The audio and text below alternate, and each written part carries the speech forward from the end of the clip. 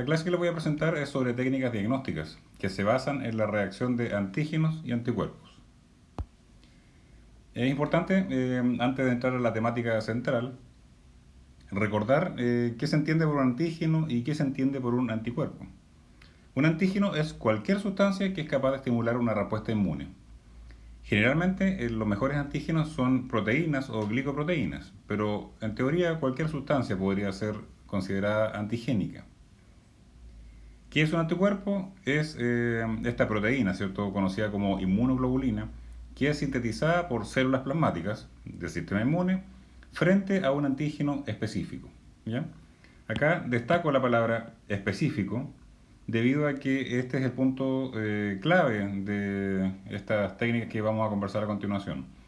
Esta especificidad se refiere a que cada inmunoglobulina, es decir, cada anticuerpo, se desarrolla específicamente para un determinado antígeno, ¿ya?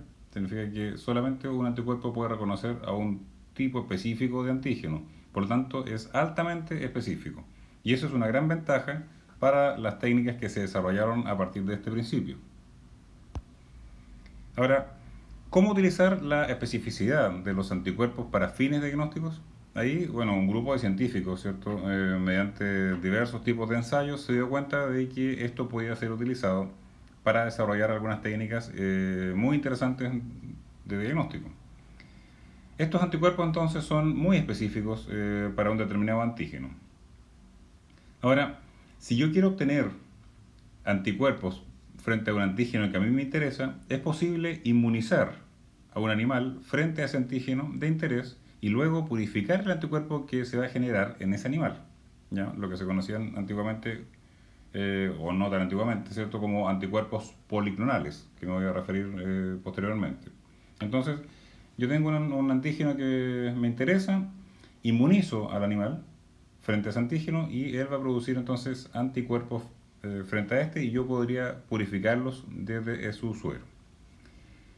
Con el anticuerpo entonces específico que yo voy a obtener, puedo desarrollar distintas técnicas diagnósticas. ¿En qué consiste el proceso de inmunización de un animal? Acá, por ejemplo, lo que está señalizado como esta especie de estrellita, corresponde a un antígeno purificado. ¿Ya? Imaginemos cualquier antígeno purificado.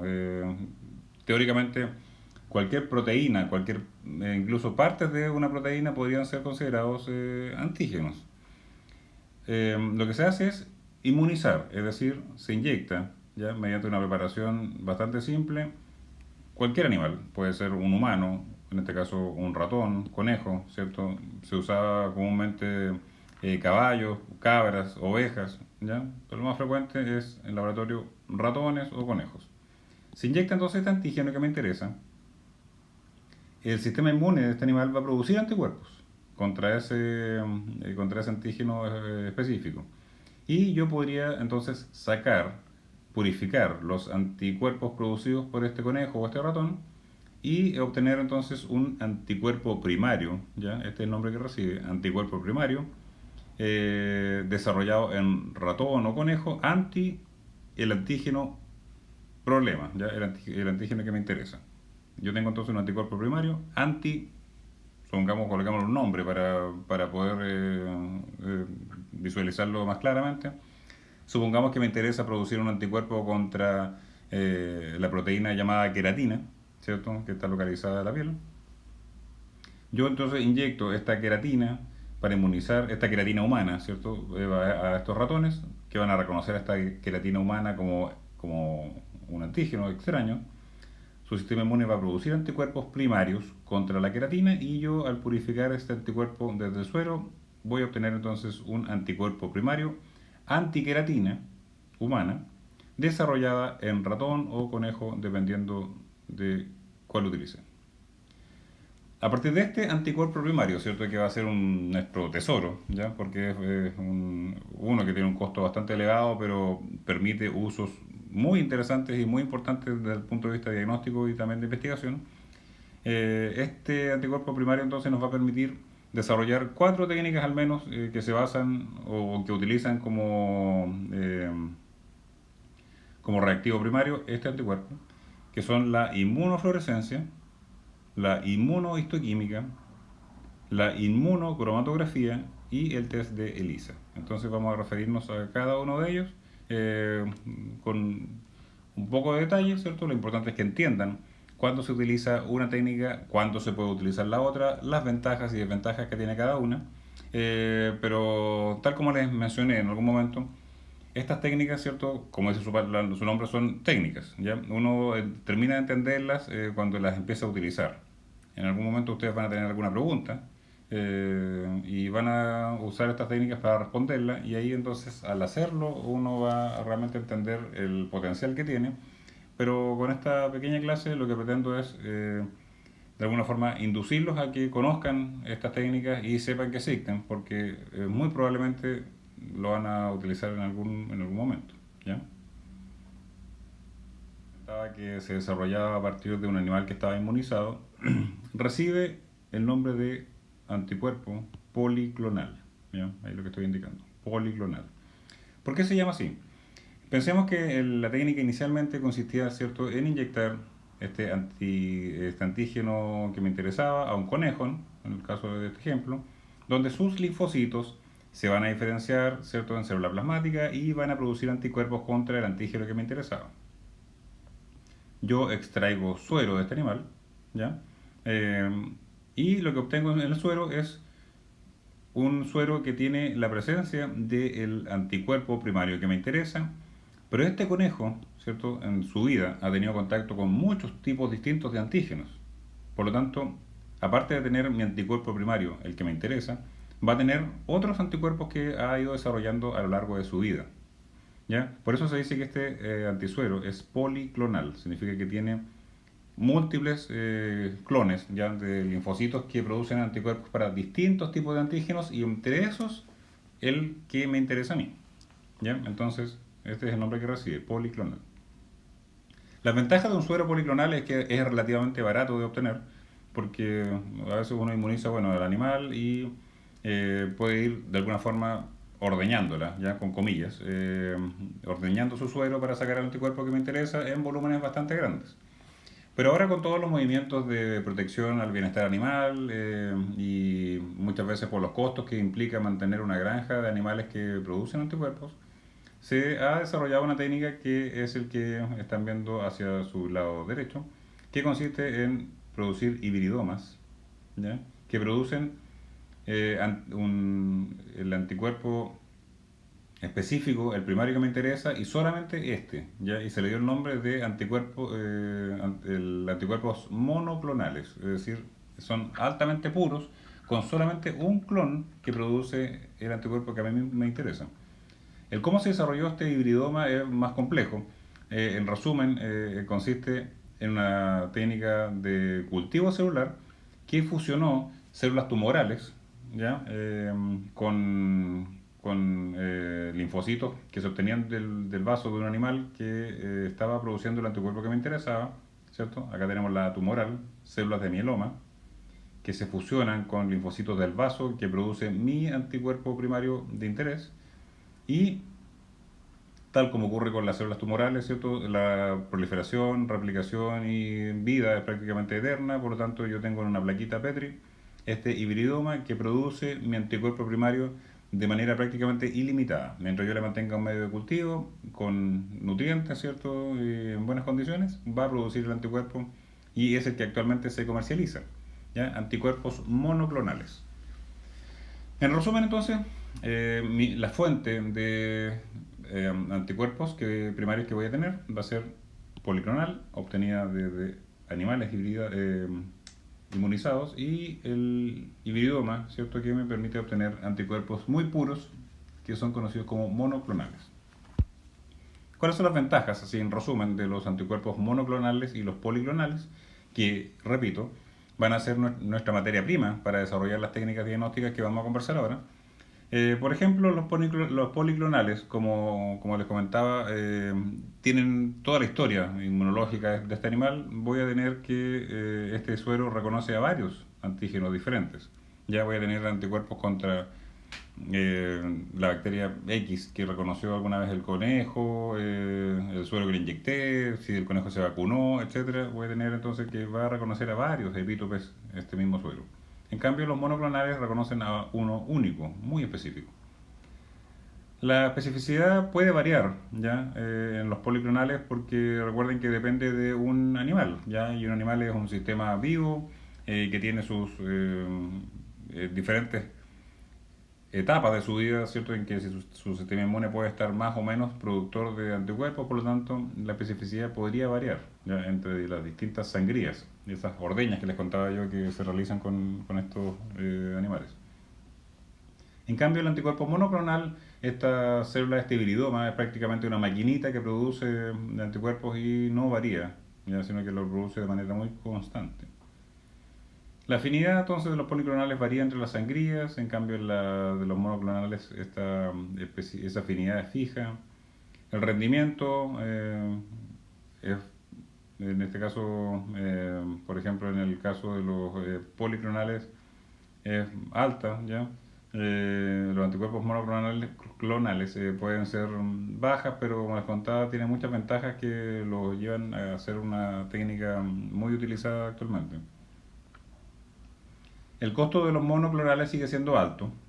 Por darles un ejemplo, hace muy poco adquirimos un anticuerpo monoclonal que estaba orientado a reconocer el receptor de los estrógenos y el costo de 500 microlitros, es decir, medio ml de anticuerpo monoclonal, tiene un costo cercano a los 350.000 pesos. ¿Ya? No voy a decir el nombre de la empresa, pero es un costo alto.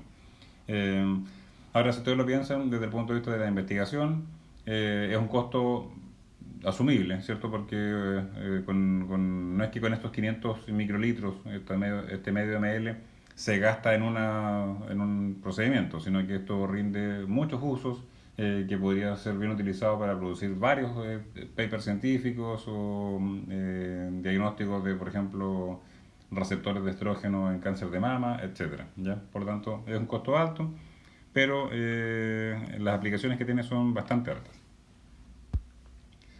¿Dónde se consigue este anticuerpo? Porque uno generalmente en nuestro laboratorio no producimos anticuerpos policlonales ni tampoco monoclonales, sino que ahora hay empresas específicas que se han encargado de desarrollar esto. Y es literalmente como un supermercado de anticuerpos primarios. Los catálogos son gigantes, ¿ya? Pero ahora actualmente está todo digitalizado por internet. Y acá les muestro un ejemplo. La empresa, ¿cierto? Acá no me están pagando por si acaso, sino que lo voy a usar de ejemplo, que es Santa Cruz Biotechnology. Y es una empresa que produce anticuerpos, entre otras cosas. Y ustedes pueden entrar a esa página y acá donde dice buscar, ustedes pueden colocar, por ejemplo, acá la empresa muestra con la proteína P53, si ustedes se acuerdan, era una proteína muy importante, era un anti-oncogen. Yo estoy investigando este anti-oncogen y quiero reconocer dónde está ubicada. Por ejemplo, en la célula yo compro el anticuerpo primario anti-P53, coloco entonces acá en el buscador P53 y la empresa me va a mostrar todos los anticuerpos que tiene. Porque hay muchísimos. Está P53 humano, un anti-P53 de ratón, anti-P53 de conejo, etcétera, dependiendo de dónde yo lo esté investigando. Son catálogos bastante extensos y uno fácilmente accede a ellos mediante esta página, los compra y lo tiene entonces disponible para hacer su experimento. ¿Ya? Entonces, esto es un reactivo que se compra fácilmente. Anticuerpo primario. Ahora hablemos de nuestra primera técnica, que se basa en esta reacción de antígeno y anticuerpo, que es la conocida como inmunofluorescencia. Recordemos que todas estas técnicas, las que vamos a conversar ahora, se basan entonces en la reacción de antígeno y anticuerpo y utilizan un anticuerpo primario como base. ¿Ya? Este es el reactivo base. Es decir, un anticuerpo que está dirigido hacia un antígeno específico. ¿En qué consiste la inmunofluorescencia? Es una técnica que utiliza anticuerpos primarios que están conjugados con moléculas que se conocen como fluorocromos, ¿ya? Fluorocromos, que son moléculas que al ser excitadas por la luz de una determinada longitud de onda, emiten una luz de una longitud de onda mayor. Es decir, ese anticuerpo viene con una marca, ¿ya? De una molécula que es capaz de emitir luz, brillar. Sí, esta reacción vamos a ver que requiere de un microscopio especial que emite esa luz y si el anticuerpo está presente, emite una luz de otro color. ¿Ya? Y ya vamos por partes. Entonces yo compro ese anticuerpo primario conjugado, es decir, entro a la página, busco el anticuerpo que ando buscando, por ejemplo ya la proteína P53 marcada para inmunofluorescencia, la compro y entonces voy a tener ese anticuerpo que tiene esa marca. Y puedo hacer dos tipos de inmunofluorescencia, por lo menos. Está la inmunofluorescencia directa, que se utiliza para detectar antígenos en una muestra. Ya ando buscando la proteína P53, entonces yo hago una inmunofluorescencia directa. Y también está la inmunofluorescencia indirecta, la cual se encarga de detectar la presencia de ahora de anticuerpos específicos en una muestra. Es decir, si a mí me interesa saber que este animal tuvo contacto con ese antígeno, yo busco entonces los anticuerpos que desarrolló. ¿Cuáles son las ventajas y desventajas de esta técnica? Acá tenemos una que es la directa y acá tenemos la indirecta. Recordemos que los anticuerpos se dibujan, ¿cierto?, con esta forma como una especie de Y ya invertida por la forma de la molécula. Así que cuando vean este dibujito, recuerden que estamos hablando de anticuerpos. ¿En qué consiste la inmunofluorescencia directa? Acá tenemos de nuevo esta estrellita de color café, correspondería al antígeno que ando buscando. Entonces yo compro, ya aquí lo voy a marcar, yo compro este anticuerpo primario, que va a ser el anticuerpo que va a ser capaz de reconocer ese antígeno que ando buscando. Lo que se muestra acá como una especie de sol verde corresponde al fluorocromo. Entonces el anticuerpo primario anti-P53 viene marcado. Si la muestra tiene a la proteína P53, este anticuerpo lo va a reconocer, se va a pegar, ¿cierto? Yo lo coloco en este microscopio de fluorescencia que emite una luz. Si el anticuerpo está pegado a la proteína P53, se va a emitir entonces esta luz que yo voy a ver en el microscopio. Por ejemplo, se ve de una forma así. Acá se ven células donde el núcleo está teñido de color verde y el citoplasma tiene un color más anaranjado. En realidad no es que esté teñido, sino que lo que están viendo acá es que se usó un anticuerpo primario para alguna proteína nuclear, por ejemplo histona, que es una proteína que está en el núcleo, que emite un color verde, y seguramente se compró un anticuerpo anti-citoesqueleto de color naranjo para que se vea entonces marcado el citoesqueleto de la célula. ¿Ya? En el caso de la inmunofluorescencia indirecta, que está mostrado acá en el dibujo, muestra, ¿cierto? De nuevo, nuestro anticuerpo, nuestro antígeno problema. Si yo quiero saber si el animal tuvo alguna vez contacto con esta proteína, su sistema inmune debería haber desarrollado anticuerpos que yo puedo reconocer mediante este anticuerpo específico. Es decir, ahora yo no voy a comprar el anticuerpo primario anti-P53, sino que voy a comprar un anticuerpo primario marcado, ¿cierto? No anti-P53, sino que anticuerpo anti-P53. ¿Ya? Parece lengua, pero así es. Ver el dibujo, acá se entiende de mejor manera. ¿Cuál es la desventaja de esta técnica? Que requiere contar con un microscopio de fluorescencia, que es un equipo que es caro, ¿cierto? No es de uso rutinario. Si uno está pensando en la clínica, por ejemplo, no es de uso rutinario, sino que se utiliza más de investigación y de diagnóstico. Por ejemplo, se ocupa mucho en salmonicultura, ¿ya? En piscicultura, donde hay grandes volúmenes de muestra, donde vale la pena invertir un equipo de esta envergadura y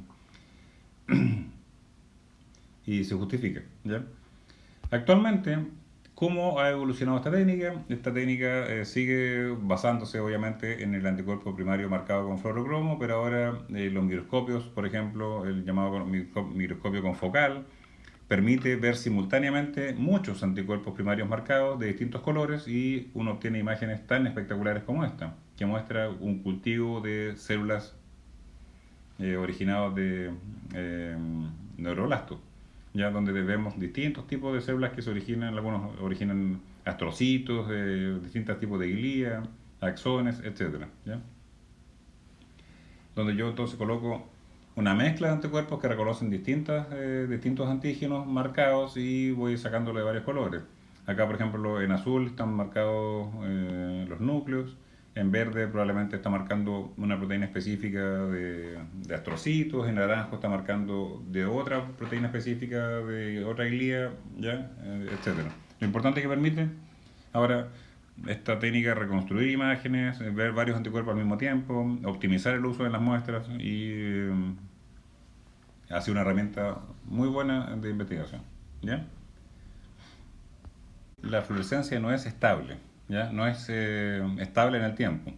Significa que una preparación que yo hice hoy día con este anticuerpo primario marcado con un fluorocromo, tengo que revisarla en un plazo breve de tiempo en este microscopio de fluorescencia, ¿ya? Y la muestra, si la estoy revisando durante mucho tiempo, va perdiendo luminosidad y finalmente entonces este fluorocromo, por decirlo de alguna manera, se apaga, ¿ya? Por lo tanto, requiere que uno organice muy bien sus tiempos de revisión. No se pueden preparar muchas muestras, ¿cierto? Pensando en que las va a revisar en un plazo largo de tiempo, sino que hay que organizarlo para poder revisarlo en un plazo breve. Y las muestras deben ser conservadas refrigeradas para poder disponer de un poco más de tiempo para poder revisarlas. Y sacar esta fotografía, que como les comentaba, dependen de un microscopio que permita la revisión de muestras para fluorescencia con una cámara fotográfica que también esté capacitada para sacar fotografías para fluorescencia, ¿ya? Entonces es una de las principales desventajas que tiene.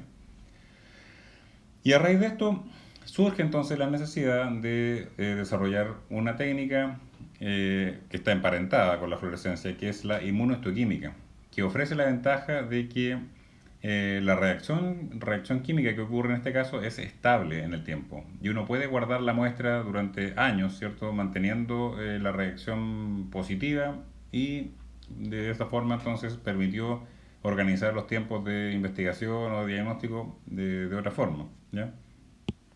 Actualmente se sigue utilizando la fluorescencia y es muy útil, pero se reserva para usos bien específicos, ¿ya? Complementándose de alguna forma con la inmunohistoquímica, porque no todos los anticuerpos tampoco están disponibles para las dos técnicas. Entonces uno va jugando con ambas, ¿ya? Entonces la inmunohistoquímica lo que hace es que utiliza de nuevo este anticuerpo específico marcado, pero ahora viene marcado con una enzima, ¿ya? No con un fluorocromo, sino que con una enzima, que reacciona con un sustrato y da un compuesto con color que es estable en el tiempo. Entonces, a diferencia de la inmunofluorescencia, la reacción es estable y no requiere de un microscopio especial. Es decir, usted con el microscopio disponible en una clínica o los de uso rutinario de docencia sirven para ver una muestra de inmunohistoquímica sin ningún problema y almacenarla, ¿ya? En una caja común y corriente para revisarlo cuando uno quiera. Hay algunas variantes de esta técnica, porque esta técnica es de los años 70. De hecho, el artículo original que casi todos citamos cuando usamos inmunohistoquímica, que es de Sternberger del año 1970, ya han pasado, ¿cierto?, más de 40 años, casi van a ser 50,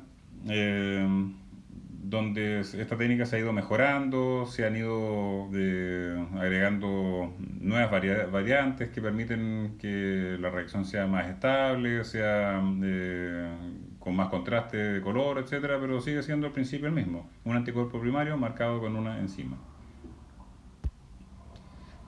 Les voy a mostrar algún ejemplo de la inmunohistoquímica que hemos utilizado acá en nuestro departamento, que fue un caso que analizamos con el profesor Neumann, que es de un cordero que tenía un tumor primario localizado en la piel del carpo que resultó ser un linfoma, que hizo metástasis, ¿cierto?, en pulmones, corazón y cerebro, ¿ya?, entre otros órganos.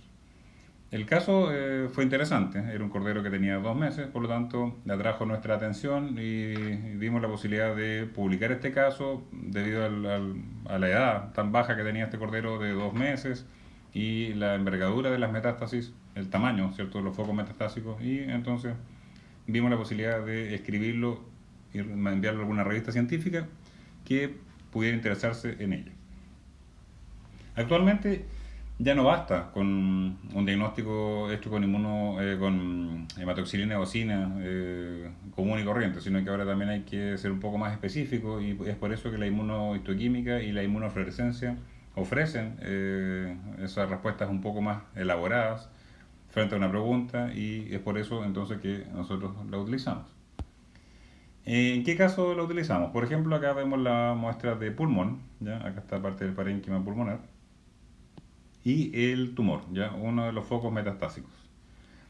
Como les contaba, mediante la hematoxilina eosina, el diagnóstico fue de linfoma, pero si ustedes entran al tema de los linfomas se van a encontrar con que hay muchos tipos distintos de linfoma, ¿ya? Están linfomas que se originan de linfocitos B, linfocitos T, unos que tienen más diferenciación a célula plasmática, los Hodgkin, no Hodgkin, etcétera. Son bastantes los tipos de clasificación, y eso define muchas veces el tratamiento y el pronóstico en cada caso. Entonces es importante que uno realice lo que se conoce como la inmunofenotipificación de un tumor. Es decir, utilizar una técnica basada en la reacción de antígenos y anticuerpos para darle un nombre más específico, ¿ya? Para caracterizar el fenotipo de la célula. Y eso fue lo que hicimos en este caso.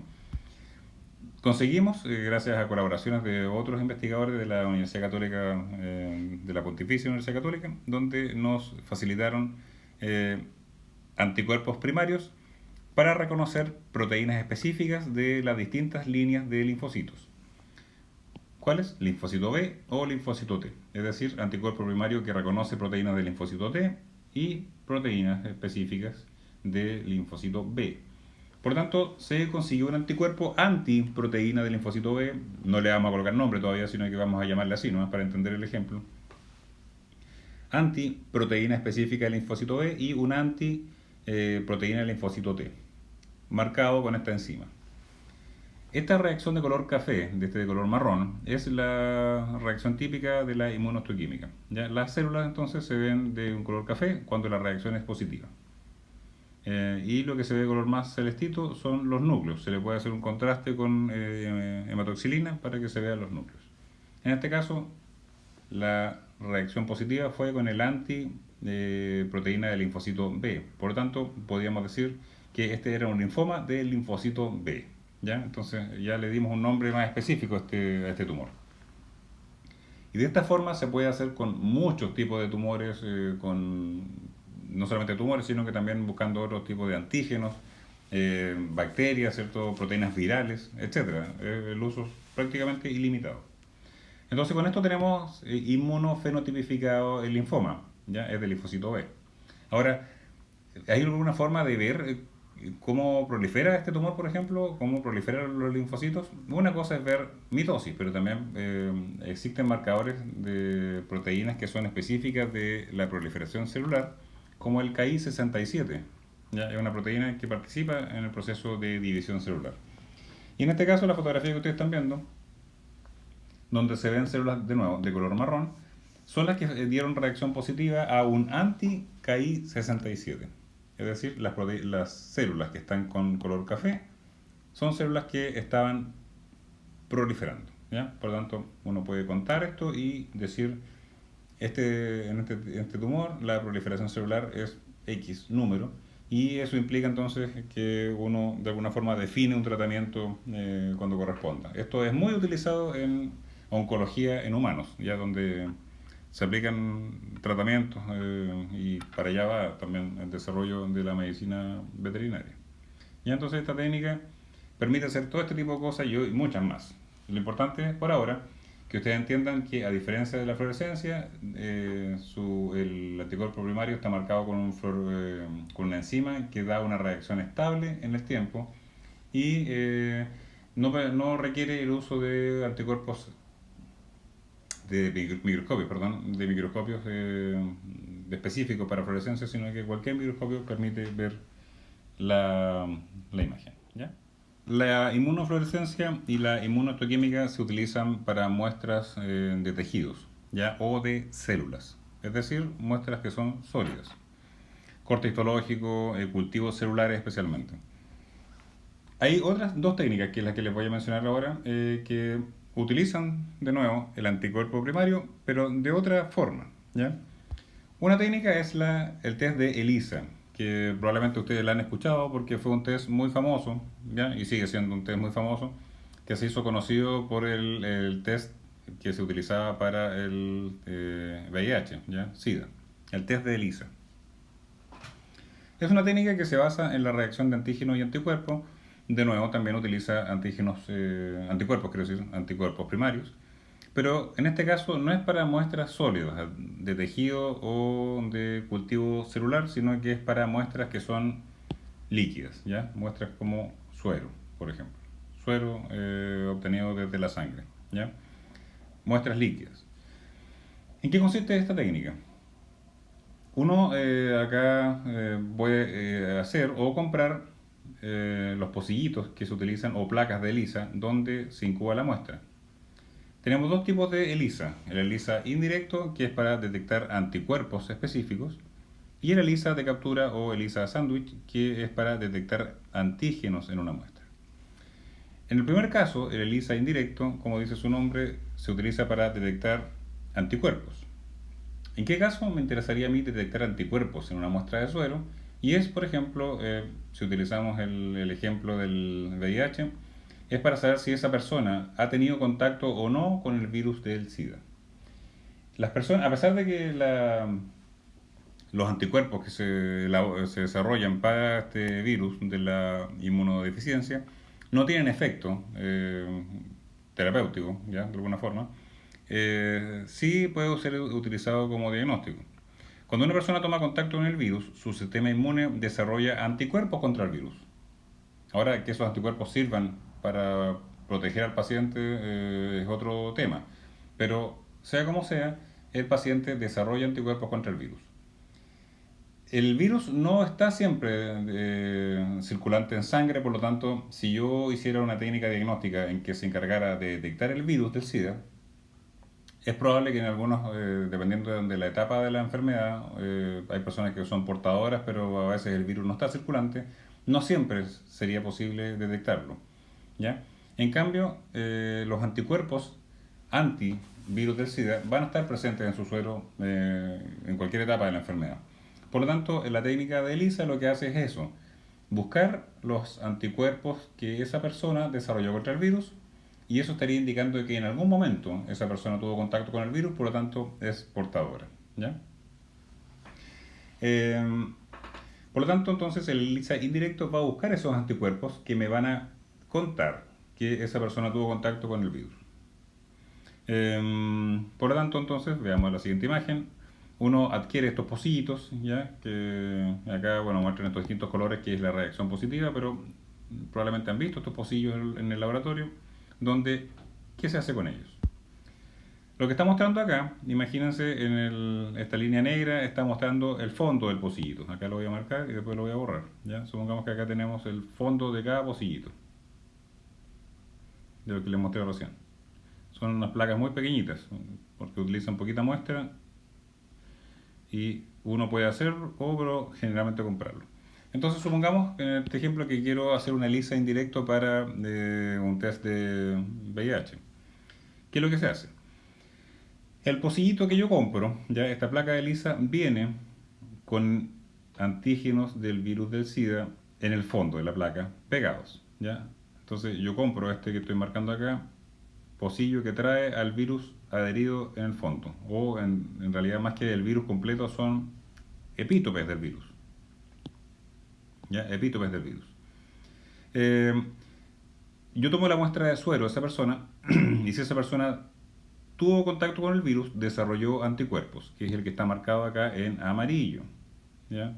Es decir, si la persona tiene anticuerpos antivirus del SIDA, ese anticuerpo se va a pegar sobre este virus que está al final de la placa, porque este anticuerpo va a ser específico.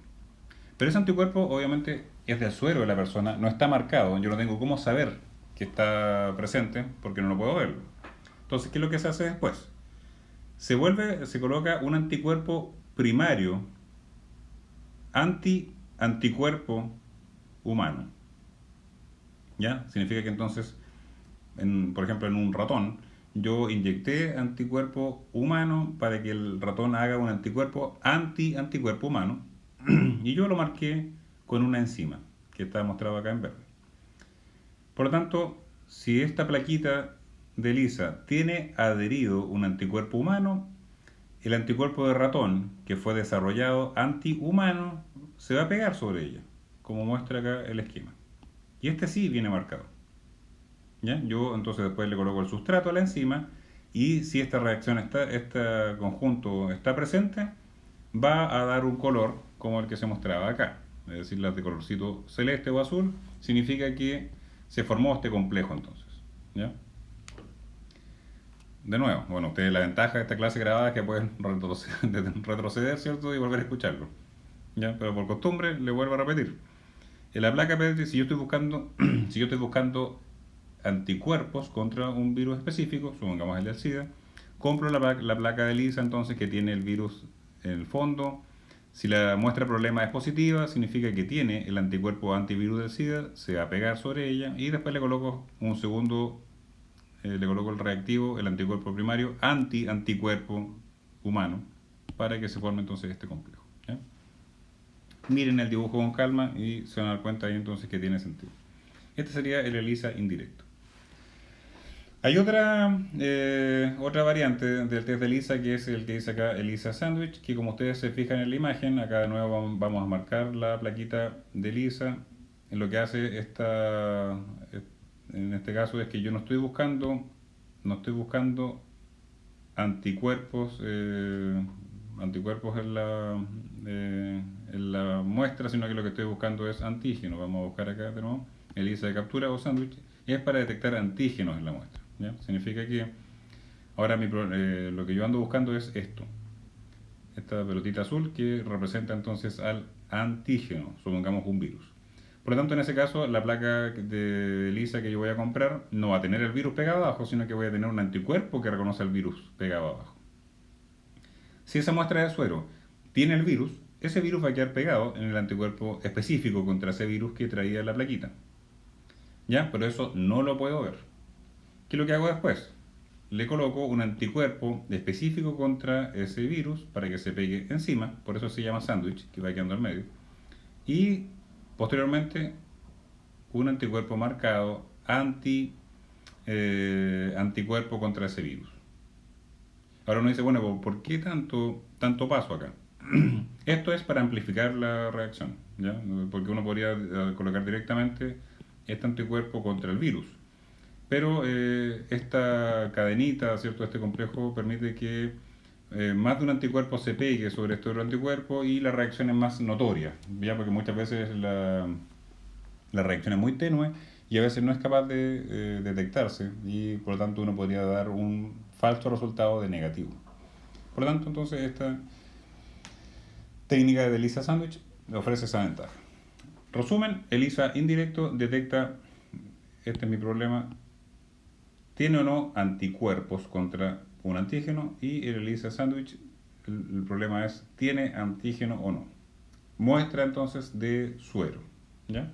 Espero que se haya entendido. Es una técnica de bajo costo porque, fíjense, uno podría, cada pocillito puede ser un animal.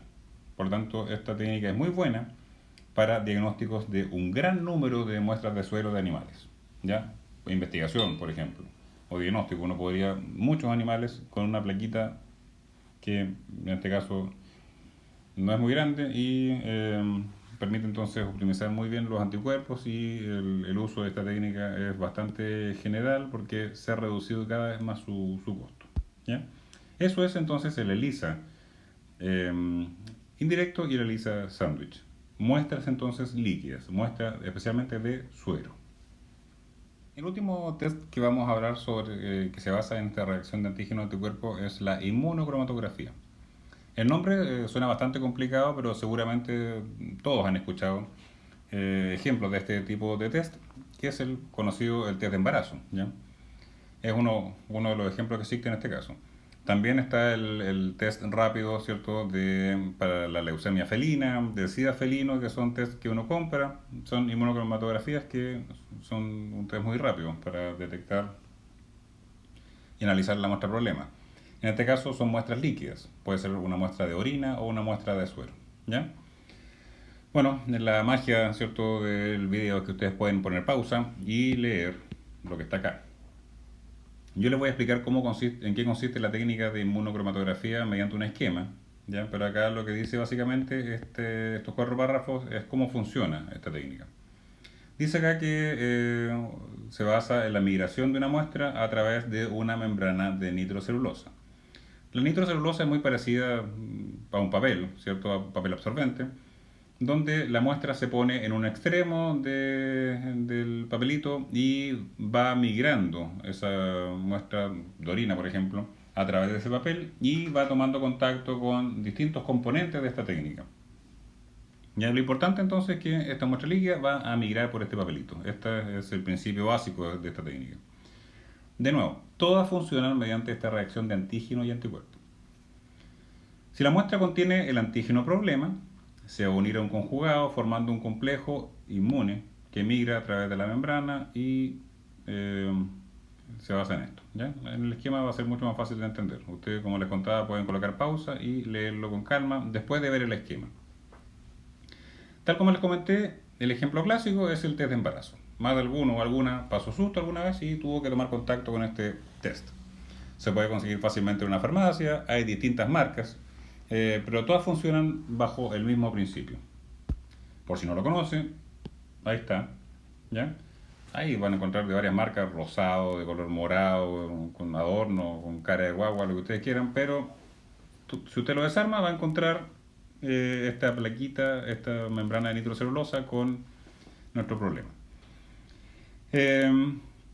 Para entender la inmunocromatografía vamos a utilizar entonces el test de embarazo, ¿ya? Acá simbolizamos una pareja y espero que no vean el video porque si no van a decir que lo estoy usando falsamente, acusándolos de embarazo.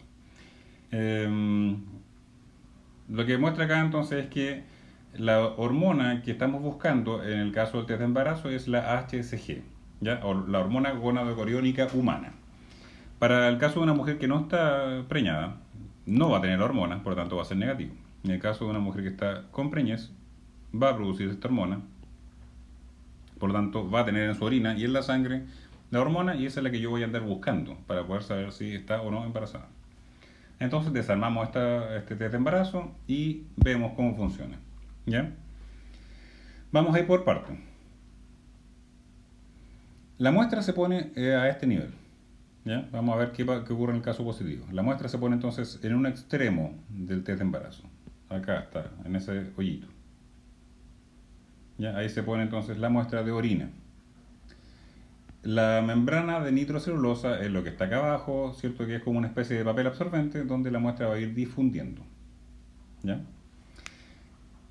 Recuerden que esta hormona, la HCG, es el antígeno que ando buscando. Es un antígeno. Por lo tanto, acá ya podrán entender que esta técnica va a tener que tener entonces un anticuerpo contra ese antígeno, es decir, un anti-HCG para nuestro ejemplo. Vamos viendo. Se pone la muestra y esta muestra empieza a migrar por la membrana. La HCG en este caso está simbolizado o esquematizado con este circulito con un triángulo ¿ya? Que simboliza este antígeno, con varias partes. En el fondo recuerden que cada parte de un antígeno se llama epítope. En el fondo acá tiene varios epítopes, uno triangular, otro redondito. Lo importante es que esta es la hormona que ando buscando. ¿Qué es lo que tiene la membrana de nitrocelulosa en el fondo? Va a tener obviamente un anticuerpo anti-HCG. ¿Ya? Aquí está. Anticuerpo anti-HCG. Si la HCG está presente, se va a formar este complejo de anticuerpo antígeno, ¿ya? Anticuerpo, antígeno, y van a continuar migrando por difusión. ¿Ya? Entonces siguen avanzando. Ahora el complejo. Este complejo llega a otra zona de esta membrana donde se va a encontrar con otro anticuerpo anti-HCG. En este caso, por ejemplo, el anticuerpo estaba hecho para la parte redondita, ya para este epítope. Ahora, más adelante se va a encontrar con otro anticuerpo anti-HCG, pero que va a reconocer otro epítope. ¿Para qué? Para que se forme entonces este complejo. ¿Ya? Y aquí es donde está la marca, y si este complejo anticuerpo anti-HCG se forma, da una línea positiva. ¿Ya? Acá da la reacción de color entonces. Entonces, ¿se entiende? Hay que ir mirando el esquema con calma, ¿cierto? Imaginarse que la muestra va migrando. ¿Ya? De nuevo, la hormona se encuentra con anticuerpo primario, sigue migrando este complejo y se encuentra con otro anticuerpo que reconoce la otra parte del antígeno, y entonces da la reacción positiva. Ahora, este test tiene que tener un control. Significa que si uno tiene que saber si la muestra estuvo bien tomada o no, si le puse la cantidad suficiente de orina, por ejemplo. Y por eso es que al final del test hay una marquita de control que marca una línea que dice estuvo bien hecho esto en el fondo. ¿Ya? Para asegurarse que la muestra llegó desde aquí hacia el otro extremo y no va a dar un falso negativo porque yo en realidad le puse poca orina y la muestra llegó hasta acá. ¿Ya? Ese punto es importante, porque yo podría colocar muy poca muestra y la migración llega hasta este punto y me va a dar un falso negativo porque en realidad la muestra fue insuficiente. Por tanto, esta zona de aquí es un control. ¿En qué consiste el control? Es en algo que es una forma de indicar entonces que la muestra llegó de punta a punta. Obviamente este control tiene que estar hecho tanto para muestras positivas como negativas. Por lo tanto, al final de la placa de nitrocelulosa voy a encontrar un anticuerpo que es capaz de reconocer a este anticuerpo. ¿Ya? Ustedes preguntarán por qué. Si esta hormona no existiera, la muestra tiene que migrar igual y llegar al otro punto. Por lo tanto, el único anticuerpo que yo estoy seguro que está presente en la placa de nitrocelulosa es el anticuerpo primario. Por lo tanto, al final hay un anticuerpo que reconoce al anticuerpo primario. Este va a llegar al final entonces y aquí va a haber la reacción control positivo. Significa que la muestra estuvo bien hecha, bien tomada. ¿Ya? No sé si se entiende la idea. Vean el dibujo en calma y se van a dar cuenta en qué consiste. De nuevo, insisto, tiene que este control asegurarse de que la muestra migró completamente y llegó al final. ¿Ya? Y no vaya a pasar que coloqué muy poca muestra y llegó hasta acá. ¿Qué pasa en el caso del negativo? En el caso de la muestra negativa no tiene la HCG, por lo tanto la muestra va a migrar, pero este anticuerpo anti-HCG va a migrar solo, no como complejo, va a llegar a este punto, no se va a unir, por lo tanto no va a dar la línea positiva. ¿Ya? Pero este va a continuar migrando y va a llegar al control y va a dar la línea que dice la muestra fue bien tomada. ¿Ya? Así funcionan estos test de inmunocromatografía. Analícelo con calma el dibujo, ¿cierto? Usted puede colocar pausa y mirarlo. Espero que les haya servido esta clase de resumen. Cualquier duda ustedes pueden escribirme o visitar en la oficina. Lo importante es que esto lo entiendan, ¿ya? Espero que entonces les haya parecido bien esta forma de exponerles la clase. Y estamos entonces en contacto.